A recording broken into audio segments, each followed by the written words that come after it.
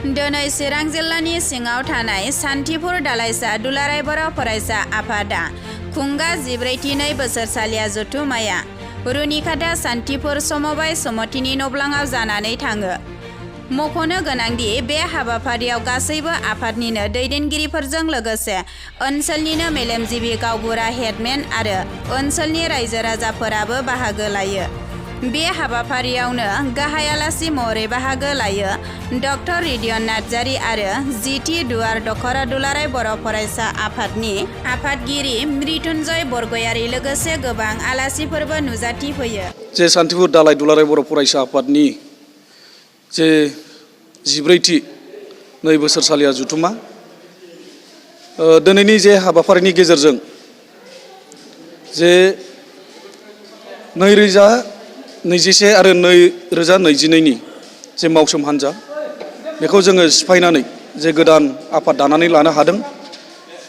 जोङो जे 2021 आरो 2022आव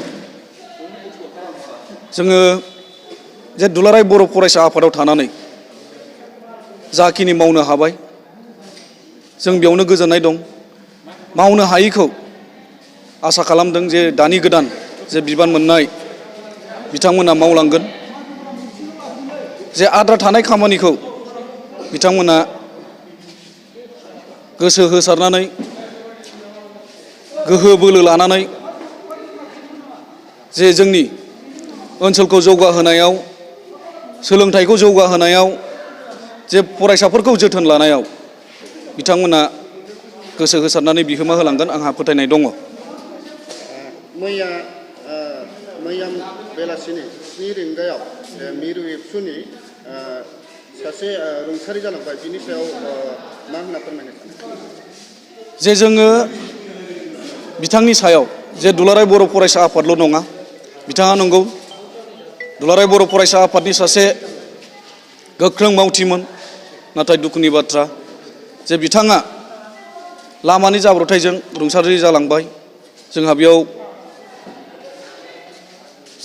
गोसोखौ एकदम माने दुरबल मोनबाय। जे बिथांनि जिउमाया सोरगोआव आलो गोजोन थाहैनो हाथों। आं आफा आनान गसाइनाव बेखौ बोर बिबाय जे बिथांनि जे न'खर बिथांनि न'खराव इसोरा बोर सारस्रिथों। बिथांनि जे गाहाय गारजेनमोन जे बिथांनि फिसाय बिथांखौ बोलो होथों।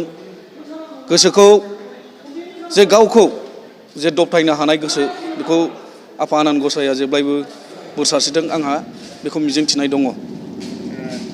बारे बारे जे जोंनि एरियायाव गोबांथारैनो जे माखासे सांग्रांथिनि बेलायाव जे होबथानायनि लामा लादों जे पिकनिक स्पटनि सायाव नोंथाङा मा फोरमायनो सानो?